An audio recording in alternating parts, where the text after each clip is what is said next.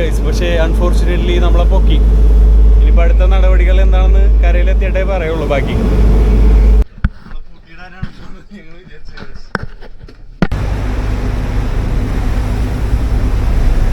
കേരള വിമേൾട്ടിലേക്ക് ഒരു വിട്ടതാണ്.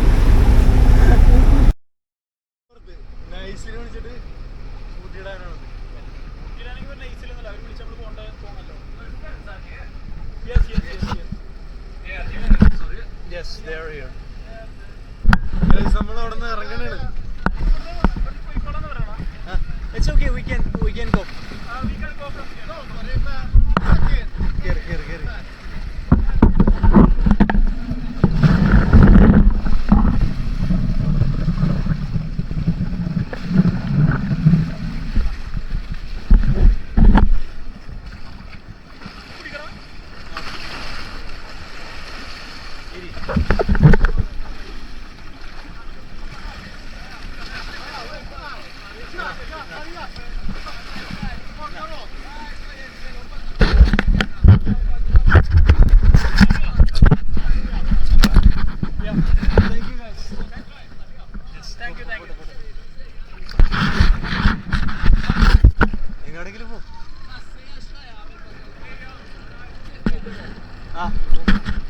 We don't have problem.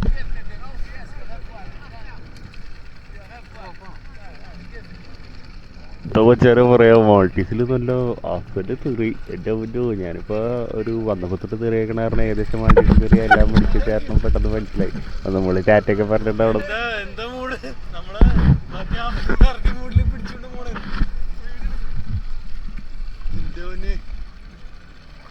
പറയണത് അയ്യോ മച്ചാനിവിടെ നമ്മളവിടെ എത്തിപ്പെടുമ്പോൾ എൻ്റെ മനസ്സിലുള്ള മെയിൻ സീൻ എന്താണെന്നറിയോ, ഒടുക്കത്തെ ഫൈനുണ്ട് ഇവിടെ.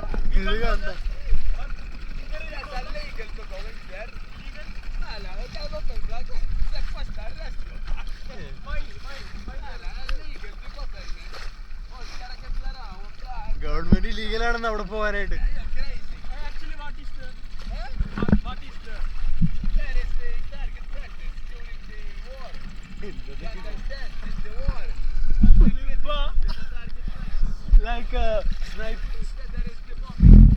ബോംബിംഗ്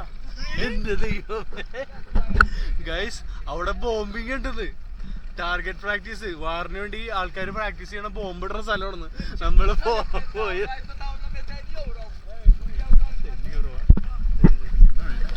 ആ പറമ്പ് വരാക്കണേന് 10 എന്ന് പറഞ്ഞപ്പോൾ പിന്നെ നമ്മളൊന്നും നോക്കിയില്ല. നേരെ കഴിയുമ്പോൾ ക്യാമറ വണ്ടിയിൽ കൂടെ ഞാൻ തുഴയാൻ തുടങ്ങി. മച്ചാനെ നമ്മളിവിടെ നോക്കിക്കോളാം, തുഴഞ്ഞ് ചോദിക്കോളാം, താങ്ക് യു വെരി മച്ച്.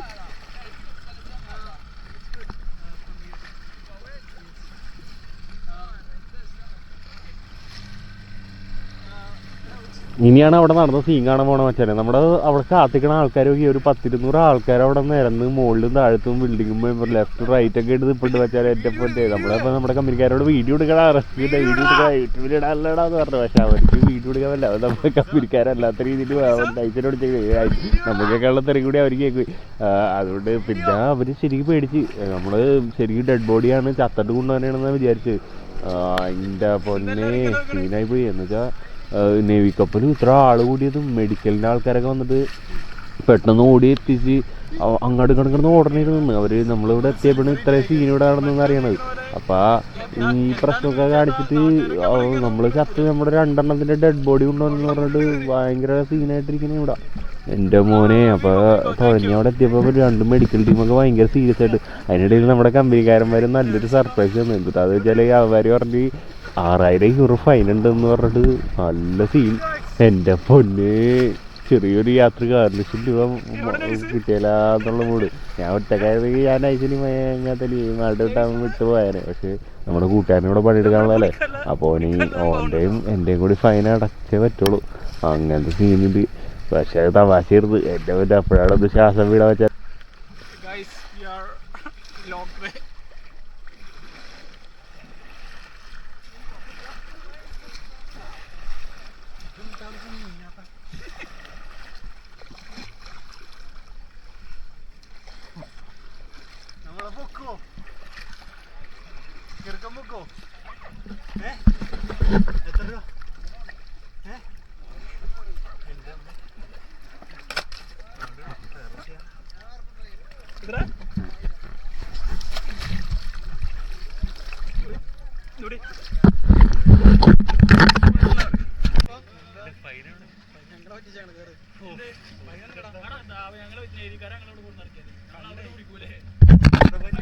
ഒടുക്കത്തെ പറ്റിക്കലായി പോയി ഗൈസ്. ഞാൻ എന്റെ ഫൈൻ എങ്ങനെയാണ് റെനോന്റെ ഫൈൻ ഞാൻ അടക്കണം. 6 ലക്ഷം രൂപ ഫൈൻ. 6 ലക്ഷം രൂപ വരുമെന്ന് വിചാരിച്ചു ഗൈസ്.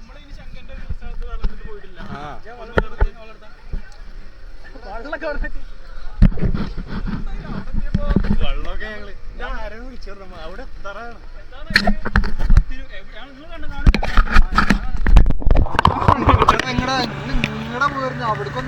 ഇല്ല അല്ല അത് ഇവിടുന്ന് കാണുമ്പോ തോന്നുക ഞങ്ങൾ അടുത്തല്ലേ കറക്റ്റാക്കി പോയിരുന്നു. ഞാൻ ഇവിടെ നിങ്ങൾ ഇങ്ങോട്ട് പോകുമ്പോ കണ്ടപ്പോഴത്തേക്ക് മനസ്സിലായി ഒരു വഴി ഇട്ടിട്ടാ പോണെന്നുള്ളത്. ഞാൻ ബോട്ട് വന്നപ്പോ തന്നെ മനസ്സിലായി. അതിലേ ഇവിടെ നിന്ന് കാണുമ്പോ അങ്ങനെ തോന്നണേ, പക്ഷെ കറക്റ്റ് ആയിരുന്നു. അത് പിന്നെ വഞ്ചി ഭയങ്കര ഒഴുക്കുണ്ടായിരുന്നു. എമ്മാതിരി തരായിരുന്നു. എന്റെ മോനെ അവര് പറ്റിച്ചാണ്ടാ. ഞാനും 3000 യൂറോ കയറി വന്നപ്പോ 3000 യൂറോ എന്റെ ദൈവമേ. ഞാനോർത്ത് എന്റെയും കൊടുക്കണം റെനോന്റെയും കൊടുക്കണം. 6 ലക്ഷം രൂപ ഒറ്റയടിക്ക് ഒരു കയാക്ക് യാത്രക്ക് വേണ്ടി. Thank you. അപ്പൊ അങ്ങനെയൊക്കെ ആലോചിച്ച് കയറിയപ്പോ അവര് ചോദ്യങ്ങളൊക്കെ ചോദിച്ച് ബെസ്റ്റ് ഉണ്ടാന്ന് ചോദിച്ച് വിട്ട്. ഒടുക്കത്തെ പറ്റിക്കലായി പോട്ടെ ഗൈസ്. എന്താ പറയാ, ഒടുക്കത്തെ പറ്റിക്കലായി പോയി ഗൈസ്. നിങ്ങള് ഞങ്ങള് പ്രശ്നങ്ങളൊന്നും ഉണ്ടായില്ല. ഇത് ആര് റിപ്പോർട്ട് ചെയ്തെന്നാണ്.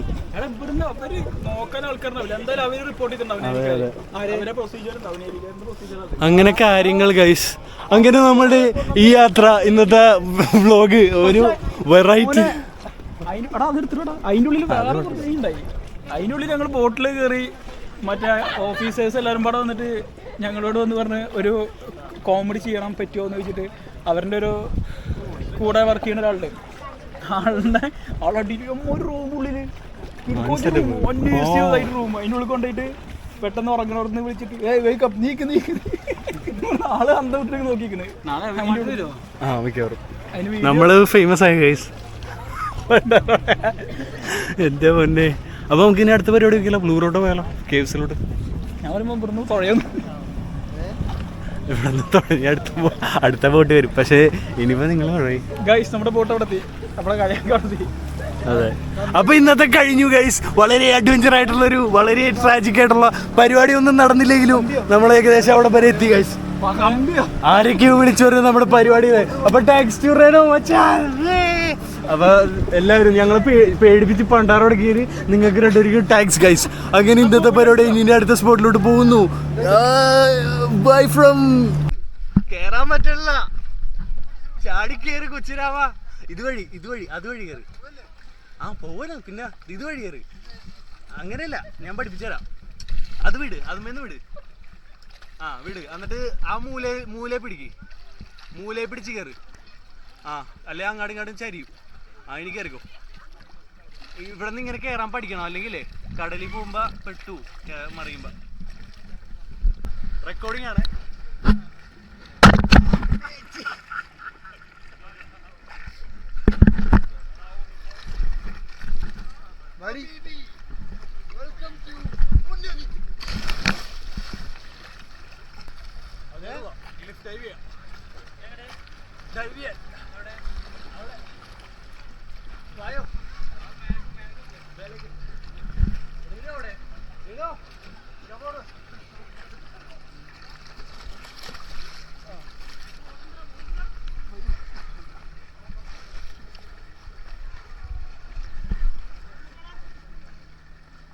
എന്താ പറയാ, മൂടടാ. ഭയങ്കര ഒരു മറക്കാൻ പറ്റാത്തൊരു അനുഭവം എന്റെ ലൈഫിൽ ആദ്യമായിട്ടുണ്ട്.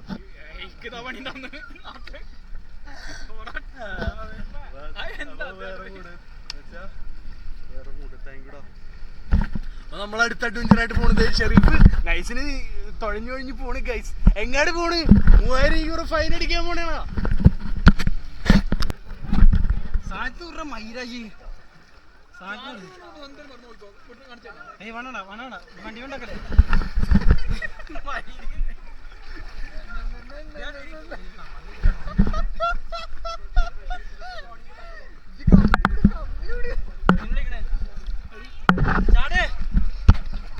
ഇപ്പൊ ചാടാൻ പോണ് ഗൈസ്. ഇവിടെ ചാടണേ.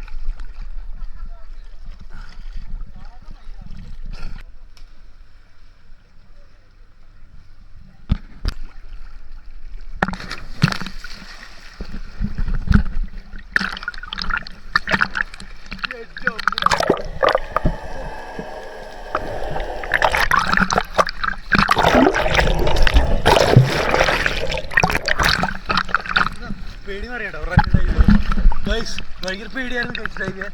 പക്ഷെ ഒരെണ്ണം ചെയ്തപ്പോ തലയും കുത്തിയാണ് വീണത്. പേടി മാറി.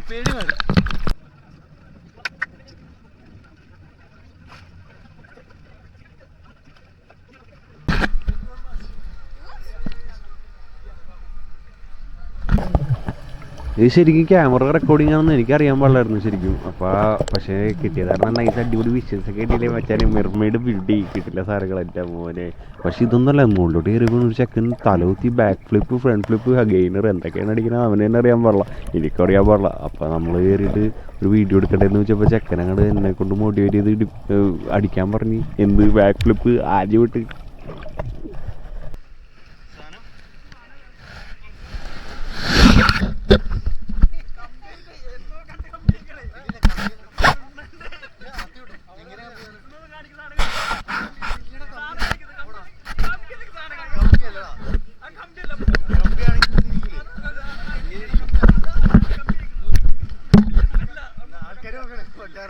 അതിലേ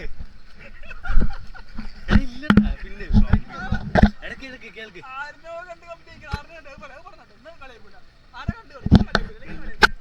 ഇത് കാണാനാണ് ഷഡ് ഇട്ടിട്ട് കാണുമ്പോ ഒന്നും തോന്നൂല. അത് ഊരണം ഓടാ. It's my first time I'm doing a backflip because of him.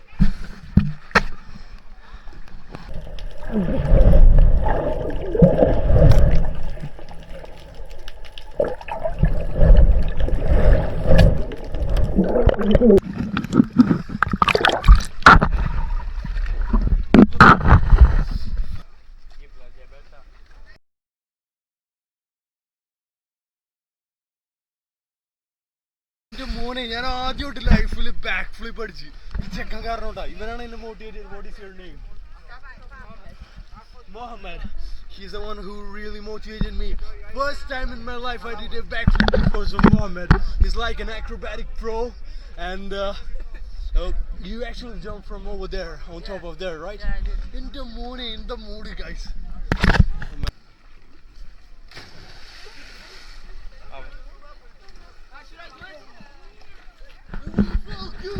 You did it.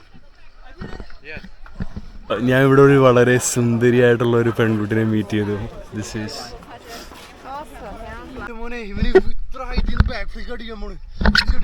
ഇവനോട് എന്തോ സീനില് അത്ര ഒരു 10 മീറ്റർ ഹൈറ്റെങ്കിലും ഉണ്ടാവും. 10 അല്ല, ഒരു 8 മീറ്റർ എന്തായാലും ഉണ്ടാവും. അത് കഴിഞ്ഞിട്ട് അവന്മാരെ എന്നെ മോട്ടിവേറ്റ് ചെയ്യാൻ തുടങ്ങി. അവിടെ ചാടി തുടങ്ങി. അവിടെ ഓടി എന്റെ പൊന്നെ തല. എനിക്ക് ഇവിടെ നടന്ന സംഭവത്തെ പറ്റി ഇപ്പൊ സംസാരിച്ചോണ്ടിരിക്കുന്നു.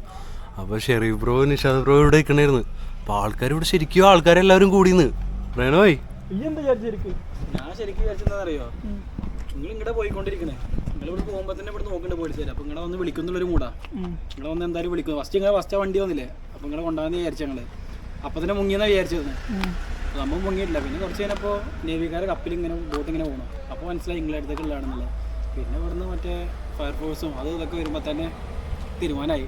ഷെരീഫ് ഞാൻ വിട്ടു ഷെരീഫ് മേടിച്ചിട്ടേ. പിന്നെ ബാക്കിൽ നിന്നുണ്ട് ഒരു ക്യാമറ പിടിച്ച് റീനും ഇങ്ങനെ നിൽക്കണ്. അപ്പോൾ മനസ്സിലായി 2 ആൾക്കാർ വണ്ടിയിലുണ്ടെന്നുള്ളത്. ഗൈസ് ഇവര് രണ്ടുപേരും വിചാരിച്ചു ഞങ്ങള് ചത്തിട്ട് ഞങ്ങള് ശവം കൊണ്ടുവരണെന്നാണ്. പോരാത്തതിന് റെനോ അവൻ പറഞ്ഞ് ചിലപ്പോ എന്താണ് ഡെഡ് ബോഡി ആവുള്ള, ചിലപ്പോ വരുമ്പോ മരിക്കുന്ന. അടിപൊളി. അതും കൂടി ഞാൻ ഡ്രസ് മാറ്റാൻ നിൽക്കുക.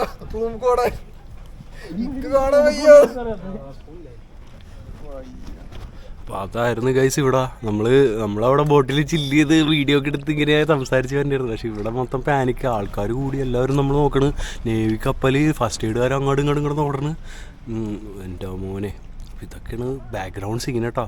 നമ്മളിവിടെ വന്നപ്പോൾ എല്ലാവരും കൂളായി. അവിടെ എത്താൻ പറ്റില്ല, ഓൾമോസ്റ്റ് എത്താറ്. ഇതെന്താ റെക്കോർഡായില്ലേ?